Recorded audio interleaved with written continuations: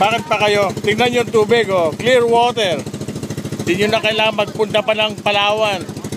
Mag-stay na lang kayo sa Zambales. Oh, clear. Sila? Yun, oh.